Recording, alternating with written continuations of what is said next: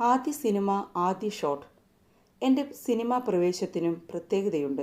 ഞാൻ നാടകത്തിൽ അവതരിപ്പിച്ച കഥാപാത്രത്തോടൊപ്പമാണ് സിനിമയിലേക്ക് കൂടുമാറുന്നത്. കഥാപാത്രത്തിനൊപ്പം ഞാൻ സിനിമയിൽ എത്തുകയായിരുന്നെന്ന് ചുരുക്കം. ബാസിച്ചേട്ടൻ സൃഷ്ടിച്ച ആ കഥാപാത്രങ്ങളും KPACയുടെ മുദ്രയുമില്ലായിരുന്നെങ്കിൽ സിനിമയിലേക്ക് അത്ര പെട്ടെന്ന് എത്താൻ എനിക്ക് കഴിയുമായിരുന്നില്ല എന്നതും നേരാണ്. അതിനു മുൻപ് ബാസിച്ചേട്ടൻ്റെ നാടകമെഴുത്തിനെക്കുറിച്ച് ആദ്യം പറയാം. എഴുത്തിൻ്റെ കാലം ഒരു പ്രത്യേക കാലമാണ്. ബാസിച്ചേട്ടൻ്റെ രൂപവും സ്വഭാവവും ഒക്കെ മാറും. കക്ഷി വലിയ ഗൗരവത്തിലായിരിക്കും. എപ്പോഴും എന്തോ ഭാരം കയറ്റിയതുപോലെ. ആരോടും അധികമൊന്നും സംസാരിക്കില്ല. നാടകം വർത്തമാനത്തിലൂടെ ചോർന്നു തീരുമോ എന്ന് ശങ്കിക്കുന്ന പോലെ. മുഖമൊക്കെ വല്ലാതിരിക്കും. ആകെ വിങ്ങിത്തൊടുക്കും. അസ്വസ്ഥനായിരിക്കും. എഴുത്ത് ആരംഭിക്കുമ്പോഴേ ഞങ്ങളെല്ലാം ക്യാമ്പിലെത്തിയിരിക്കണം. ഞാനും മറ്റുള്ള നടിമാരും നാടകം കാത്ത് ക്യാമ്പിൽ കഴിയും. സുലോചന ചേച്ചി നേരത്തെ പറഞ്ഞ പോലെ എന്നും വീട്ടിൽ പോവും. ഒന്നിച്ചൊരു ഇരിപ്പിന് നാടകം മുഴുവൻ എഴുതില്ല. ചെറുകാടൊക്കെ ഒരു രാത്രി ഒറ്റയിരിപ്പിന് നമ്മളൊന്ന് എഴുതി തീർത്ത കാര്യം പറഞ്ഞു കേട്ടിട്ടുണ്ട്. ബാസിച്ചേട്ടൻ്റെ നാടകം ഓരോ രംഗമായി ജനിക്കുന്നു. ആദ്യത്തെ രംഗം എഴുതിക്കൊണ്ടുവരും. എല്ലാവരെയും ചുറ്റിനുമിരുത്തി വായിച്ചു കേൾപ്പിക്കും. ആ രംഗത്തിലുള്ളവർക്ക് വേണ്ട നിർദ്ദേശങ്ങൾ തരും. ഓരോരുത്തരുടെയും ഭാഗം എഴുതിയെടുപ്പിക്കും. പിന്നെ ഞങ്ങൾ അതിൻ്റെ റിഹേഴ്സൽ തുടങ്ങും. പ്രധാനമായും ഭാഗം കാണാതെ പഠിക്കലും മറ്റും. ബാസിച്ചേട്ടൻ അവിടെ ഒന്നും ഉണ്ടാവില്ല. അടുത്ത രംഗം എഴുതുന്ന തിരക്കിൽ എവിടെയെങ്കിലുമൊക്കെ ആയിരിക്കും. ഒരാഴ്ച കഴിഞ്ഞായിരിക്കും അടുത്ത രംഗവുമായി എത്തുന്നത്. ആദ്യത്തെ പോലെ വായന, റിഹേഴ്സൽ, കാണാതെ പഠിക്കൽ, അങ്ങനെ ഇങ്ങനെ പലതവണയായിട്ടായിരിക്കും നാടകം എഴുതിത്തീരുന്നത്. നാടകം എഴുതുന്ന സമയത്ത് മുന്നിൽ വന്ന് പെട്ടാലും ഒന്നും സംസാരിക്കില്ല. നമുക്ക് അങ്ങോട്ട് കയറി എന്തെങ്കിലും പറയാനും തോന്നില്ല. ആ രൂപവും മുഖവും കണ്ടാൽ പേടി തോന്നും. അതുകൊണ്ട് ഒഴിഞ്ഞു മാറി നടക്കും. നാടകം എഴുതി തീർന്നു കഴിഞ്ഞാൽ ബാസിച്ചേട്ടൻ പഴയ ആളാവും. പിന്നെ ക്യാമ്പിൽ തന്നെ ഉണ്ടാവും. റിഹേഴ്സലൊക്കെ നിയന്ത്രിക്കുന്നത് ബാസിച്ചേട്ടൻ തന്നെയായിരിക്കും. ആദ്യമേ എല്ലാം മനഃപ്പാഠം പഠിച്ചതുകൊണ്ട് കാര്യം എളുപ്പമായിരിക്കും. നാടകം മുഴുവനായി പഠിച്ചു കഴിഞ്ഞാൽ ഉദ്ഘാടന കളി ക്യാമ്പിൽ തന്നെയായിരിക്കും. ആൾക്കാരെയൊക്കെ വിളിച്ചുകൂട്ടി അരങ്ങേറും. കാണികളുടെ ഇടയിൽ പാർട്ടി നേതാക്കളും നിരൂപകരും നാടകക്കാരുമൊക്കെ കാണും. ആ അരങ്ങേറ്റത്തിൽ വെച്ചാണ് നാടകത്തെ വിശദമായി പഠനത്തിനും ചർച്ചയ്ക്കും വിധേയമാക്കുന്നത്.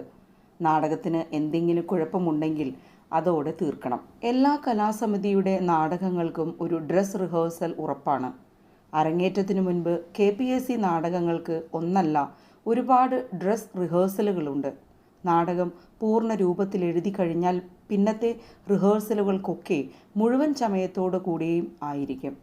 നാടകത്തിനായി തയ്പ്പിച്ച വേഷമിട്ട് തന്നെ വേണം റിഹേഴ്സൽ. ചട്ടയും മുണ്ടുമാണെങ്കിൽ അത്, പാവാടയും ബ്ലൗസുമാണെങ്കിൽ അത്. കൂട്ടുകുടുംബം സിനിമയാക്കാൻ പോകുന്നു. കൂട്ടുകുടുംബം സിനിമയാക്കുന്നതിന് മുൻപ് സംവിധായകൻ സേതുമാധവന് നാടകമൊന്ന് കാണണം. ഉദയ സ്റ്റുഡിയോ മുതലാളി ചാക്കോച്ചനും നാടകം കാണണം. കൂട്ടുകുടുംബം ഉദയ സ്റ്റുഡിയോയിൽ തന്നെയാണ് അവതരിപ്പിക്കുന്നത്. അവർക്കൊക്കെ കാണാൻ വേണ്ടി അവതരിപ്പിക്കുന്നുവെന്നേ കരുതിയുള്ളൂ. സിനിമാ മോഹമൊന്നും മനസ്സിലില്ല. അതൊക്കെ ബാസിച്ചേട്ടൻ പറഞ്ഞപ്പോഴേ ഉപേക്ഷിച്ചതാണ്. അന്നൊന്നും ആരും നാടകാഭിനയം സിനിമയിലേക്കുള്ള ചവിട്ടുപടിയായി കരുതിയിട്ടില്ല. സിനിമ കണ്ടിട്ടല്ല ഞങ്ങൾ അഭിനയം തൊഴിലാക്കിയത്. മാത്രമല്ല, കലയ്ക്ക് ജനാഭിപ്രായം രൂപപ്പെടുത്തുന്നതിൽ രാഷ്ട്രീയമായ പങ്കുണ്ടെന്ന് കരുതിയവരാണ് അന്നത്തെ നാടകപ്രവർത്തകർ. അതുകൊണ്ട് തന്നെയാണ് സാമൂഹ്യ മാറ്റങ്ങൾക്കും രാഷ്ട്രീയ മുന്നേറ്റത്തിനും ആക്കം കൂട്ടാൻ നാടകങ്ങൾക്ക് കഴിഞ്ഞത്. സിനിമയ്ക്ക് ഇത്രയും കാലം കൊണ്ട് കഴിയാതിരുന്നതും അതുതന്നെ. മാത്രമല്ല, സിനിമ ഒരുപാട് കാലമായി മിമിക്രിയുടെ വിഹാരരംഗമാണ്. സിനിമയിലേക്കുള്ള ചവിട്ടുപടി ഇപ്പോൾ മിമിക്രിയാണ്. ഒരുപക്ഷെ ചരിത്രത്തിൽ ആദ്യമായിരിക്കണം സിനിമാ സ്റ്റുഡിയോയിലെ നാടകം കളി. അത്ര ഉറപ്പിച്ചു പറയാൻ എനിക്കാവില്ല. ഷേക്സ്പിയറുടെ നാടകം ഏതെങ്കിലും സിനിമാ സ്റ്റുഡിയോയിൽ കളിച്ചു കാണുമോ എന്ന് നിശ്ചയമില്ല. നാടകം കാണാൻ സിനിമയുടെ ആൾക്കാരൊക്കെയുണ്ട്. നാടകം കളിച്ചു കഴിഞ്ഞ് വീട്ടിലേക്ക് പോന്നു. ഇനി കുറച്ചു നാളത്തേക്ക് നാടകമില്ല. കുറച്ച് ദിവസം കഴിഞ്ഞ് ഉദയ സ്റ്റുഡിയോയുടെ കവറിൽ വീട്ടിലേക്കൊരു കത്ത് വന്നു. സിനിമയിൽ അഭിനയിക്കാനുള്ള ക്ഷണമാണ്. കൂട്ടുകുടുംബത്തിൽ ഞാൻ അഭിനയിച്ച അതേ വേഷം. കത്തിനൊപ്പം 250 രൂപയുടെ ചെക്കുമുണ്ട്. 1000 രൂപയാണ് പ്രതിഫലം. അതിൻ്റെ അഡ്വാൻസ്. ഞാൻ ചെക്ക് അച്ഛനെ ഏൽപ്പിച്ചു. അച്ഛൻ എൻ്റെ പേരിൽ ഒരു അക്കൗണ്ട് തുറന്നു. പണം അതിൽ നിക്ഷേപിച്ചു. കൂട്ടുകുടുംബം നാടകത്തിൽ നിന്ന് 4 ആളെയാണ് സിനിമയിലെടുത്തത്. എന്നെ കൂടാതെ ഭവാനി ചേച്ചി, ആലം മൂടൻ, ഖാൻ സാഹിബ്. എൻ്റെയും ഭവാനി ചേച്ചിയുടെയും ആലം മൂടിൻ്റെയും ആദ്യ സിനിമ. ഖാൻ സാഹിബ് അതിനു മുമ്പ് സിനിമയിൽ അഭിനയിച്ചിരുന്നെന്ന് തോന്നുന്നു. ഉദയ സ്റ്റുഡിയോയിൽ വെച്ച് തന്നെ ഷൂട്ടിംഗ്.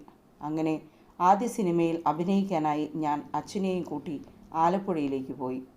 നല്ല സന്തോഷത്തിലായിരുന്നു. അഭിനയിക്കാനുള്ള മോഹം മനസ്സിൽ വെച്ച് പൂട്ടിക്കഴിഞ്ഞപ്പോൾ കിട്ടുന്ന അവസരം. എൻ്റെ അഭിനയത്തിലുള്ള അംഗീകാരമാണിതെന്നതാണ് ഏറെ ആനന്ദം. എൻ്റെ റോൾ നന്നായി കൈകാര്യം ചെയ്തതുകൊണ്ടാണല്ലോ അവർക്കിഷ്ടപ്പെട്ടതും വിളിച്ചതുമെല്ലാം. ആ റോൾ എൻ്റെ കയ്യിൽ ഭദ്രമാണെന്നാണല്ലോ അതിൻ്റെ അർത്ഥം. KPSCയിലെ ചാൻസ് കിട്ടാത്തവർക്ക് ചെറിയ മുറുമുറുപ്പുണ്ടായിരുന്നു. അത് സ്വാഭാവികം മാത്രം. എന്താണ് ഇവർക്ക് മാത്രം കൊടുത്തത് എന്നൊക്കെ. ഒരു നാടക ടീമിനെ മുഴുവനും ഒന്നിച്ച് സിനിമയിൽ കൊണ്ടുവരാൻ പറ്റില്ലല്ലോ. സിനിമയിലേക്കുള്ള ആ കന്നിയാത്ര ഇപ്പോഴും മനസ്സിലുണ്ട്. ഞാനും അച്ഛനും ബോട്ടിലാണ് ആലപ്പുഴയ്ക്ക് തിരിച്ചത്. ആലപ്പുഴ ജെട്ടിയിൽ ഇറങ്ങി ടാക്സി പിടിച്ചാണ് ഉദയ സ്റ്റുഡിയോയിലേക്ക് പോയത്. ബസ്സിനൊന്നും കാത്തു നിന്നില്ല. സിനിമാ നടിയാവുകയല്ലേ, അഡ്വാൻസും കയ്യിലുണ്ടല്ലോ. സ്റ്റുഡിയോയുടെ മുകളിലത്തെ നിലയിൽ താമസിക്കാൻ 4 മുറികളുണ്ട്. വിശാലമായ വരാന്തയുമൊക്കെയുണ്ട്. സ്റ്റുഡിയോ വളപ്പിൽ പിന്നെ കുറേയേറെ കോട്ടേജുകളുമുണ്ട്. ഞങ്ങൾ പെണ്ണുങ്ങൾക്ക് ഏർപ്പാട് ചെയ്തിരിക്കുന്നത് മുകളിലത്തെ മുറികളാണ്. അതിൽ 1 മാത്രം ബാത്ത് അറ്റാച്ച്ഡ്. ബാക്കി 3 എണ്ണത്തിനും കൂടെ വരാന്തയുടെ ഒരറ്റത്തായി കോമൺ ബാത്റൂമുണ്ട്. ബാത്റൂം സൗകര്യമുള്ള മുറി ശാരദയ്ക്ക് വേണ്ടി നീക്കി വെച്ചതാണ്. ഒരു മുറിയിൽ ഞാനും അച്ഛനും കൂടി. അഭിനയിക്കാനുള്ളവർ ഓരോരുത്തരായി വന്നുകൊണ്ടിരുന്നു. കുറച്ചു കഴിഞ്ഞ് അടൂർ ഭവാനി ചേച്ചിയും വന്നു. ഭവാനി ചേച്ചി എന്നെ വിളിച്ച് മാറ്റി നിർത്തി വിശേഷം പറയാൻ തുടങ്ങി. സിനിമ അഭിനയം വിചാരിക്കുന്നത്ര എളുപ്പമല്ല. ഈ സേതുമാധവൻ ആള് ഭയങ്കരനാണ്. സെറ്റിൽ വെച്ച് വഴക്കടിക്കും, ചാടിക്കടിക്കും. വഴക്ക് പറയുന്നതിന് ഒരു ബെല്ലും ബ്രേക്കും ഒന്നുമില്ല. എന്തെങ്കിലും തെറ്റിച്ചാൽ ആൾക്കാരുടെ മുൻപിലിട്ട് തൊലിയുരിക്കും, നാണം കെടുത്തും എന്നൊക്കെ എല്ലാം അറിയുന്ന മട്ടിൽ വളരെ സീരിയസ് ആയിട്ടാണ് ഭവാനി ചേച്ചി കാര്യങ്ങൾ പറയുന്നത്. അതൊക്കെ കേട്ടപ്പോൾ പേടിയായി. ഒന്നും വേണ്ട, സിനിമയും വേണ്ട, അഭിനയവും വേണ്ട. പതിവ് പോലെ ഞാൻ കരച്ചിൽ തുടങ്ങി. ഇനി അതിൻ്റെ കുറവ് വേണ്ട. വാങ്ങിയ അഡ്വാൻസ് എങ്ങനെയെങ്കിലും തിരിച്ചു കൊടുത്ത് സ്ഥലം വിടാം. അച്ഛനും പറഞ്ഞു, വേണ്ടെങ്കിൽ വേണ്ട, എല്ലാം നിൻ്റെ ഇഷ്ടം പോലെ. നമുക്കിവരോടൊക്കെ കാര്യം പറഞ്ഞ് മാന്യമായി തിരിച്ചു പോവാം. പറയാതെ തിരിച്ചു പോകുന്നത് ശരിയല്ല. അന്ന് ഷൂട്ടില്ല. പിറ്റേ ദിവസമാണ് ആരംഭിക്കുന്നത്.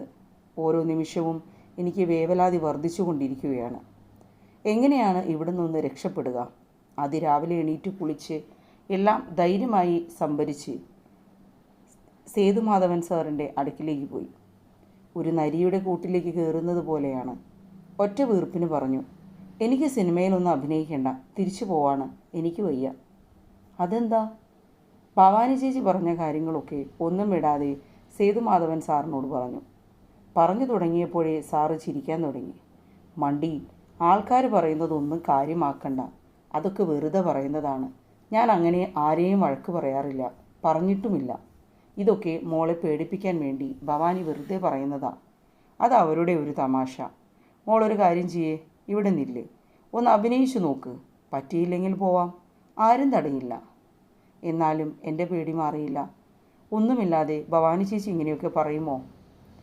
പുറത്തിറങ്ങിയപ്പോൾ അതാ വരുന്നു ചാക്കോച്ചൻ. കാറിൽ നിന്ന് ഇറങ്ങുകയാണ്.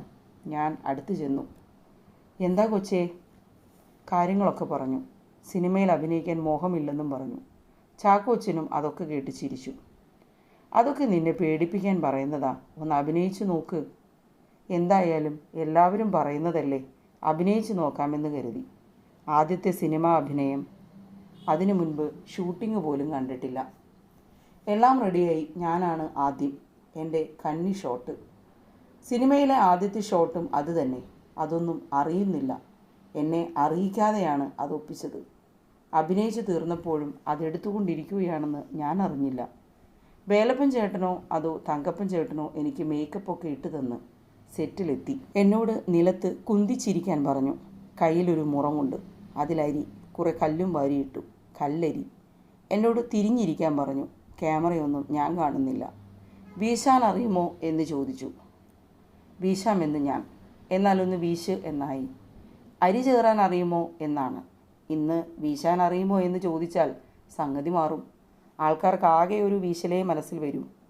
പിന്നോട്ടേക്ക് മുഖം തിരിച്ച് ഞാൻ എടുത്തില്ല എന്ന് പറയാൻ പറഞ്ഞു. പറഞ്ഞതുപോലെ ചെയ്തു. കഴിഞ്ഞു. ആദ്യത്തെ ഷോട്ട് കഴിഞ്ഞു. ക്ലാപ്പടിയില്ല, ആക്ഷനില്ല, കട്ടില്ല, ഒന്നുമില്ല. ക്ലാപ്പടി എന്ന് പറഞ്ഞാൽ അറിയാമല്ലോ, ഒരാളിങ്ങനെ ക്യാമറയ്ക്ക് മുന്നിൽ നിന്ന് ഷോട്ടും ടേക്കും ഒക്കെ എഴുതി കാണിച്ച് ഓടുന്നില്ലേ, അത് തന്നെ. ഒറ്റ ടേക്കിൽ എല്ലാം കഴിഞ്ഞു. സേതുമാധവൻ സാർ ഒപ്പിച്ച പണിയാണ്. ക്ലാപ്പും ആക്ഷനും കട്ടുമൊക്കെ പറഞ്ഞാൽ ഞാൻ പേടിച്ചു പോയാലോ? കഴിഞ്ഞു. സിനിമയിൽ അഭിനയിച്ചിരിക്കുന്നു. ഈ സിനിമ അഭിനയം എന്ന് പറഞ്ഞാൽ ഇത്രയൊക്കെയേ ഉള്ളൂ. അതിനാണ് ഈ പേടിയും കരച്ചിലുമൊക്കെ. സേതുമാധവൻ സാർ ചിരിച്ചുകൊണ്ട് പറഞ്ഞു. അങ്ങനെ കൂട്ടുകുടുംബം സിനിമയുടെ ആദ്യ ഷോട്ട് എൻ്റേതായി. ആദ്യം അഭിനയിക്കുന്ന സിനിമയിൽ ആദ്യ ഷോട്ട് ഉണ്ടാവുക ഒരപൂർവ സൗഭാഗ്യമാണ്. 4 ദിവസം കൊണ്ട് കുറേയേറെ സീനുകൾ എടുത്തു. എൻ്റെ ഭാഗം അതോടെ തീർന്നു. വീട്ടിലേക്ക് തിരിച്ചുപോയി നാടകവുമായി കഴിഞ്ഞു. ബാസിച്ചേട്ടൻ ഷൂട്ടിങ്ങൊക്കെ കഴിഞ്ഞ് അതിൻ്റെ റഷസൊക്കെ കാണാൻ പോയിരുന്നു. കഥയും തിരക്കഥയും ഒക്കെ ബാസിച്ചേട്ടൻ്റേതാണല്ലോ. കണ്ടുവന്നപ്പോൾ ബാസിച്ചേട്ടനെ കാണാൻ പോയി. എങ്ങനെയുണ്ടായിരുന്നു? ആള് കാണാൻ കൊള്ളത്തില്ല, എന്നാൽ ഡയലോഗ് പ്രസൻറ്റേഷൻ നന്നായി. അതുകൊണ്ട് രക്ഷപ്പെടും. നല്ല സന്തോഷം തോന്നി. എൻ്റെ സിനിമാഭിനയത്തെക്കുറിച്ചുള്ള ആദ്യ പ്രതികരണമാണത്. സിനിമ റിലീസ് ചെയ്തു. കോട്ടയത്ത് ആനന്ദ് തിയേറ്ററിലാണ് പടം ഓടുന്നത്. ഞങ്ങൾ വീട്ടിലെല്ലാവരും കൂടെ ഒരു ടാക്സി എടുത്ത് സിനിമ കാണാൻ പോയി. ആദ്യ ദിവസം ആദ്യ ഷോ. സിനിമ എല്ലാവർക്കും ഇഷ്ടമായി. എൻ്റെ അഭിനയം നന്നായിരുന്നുവെന്ന് എല്ലാവരും പറഞ്ഞു. സന്തോഷമായി. കന്നിക്കൈ മോശമില്ലല്ലോ.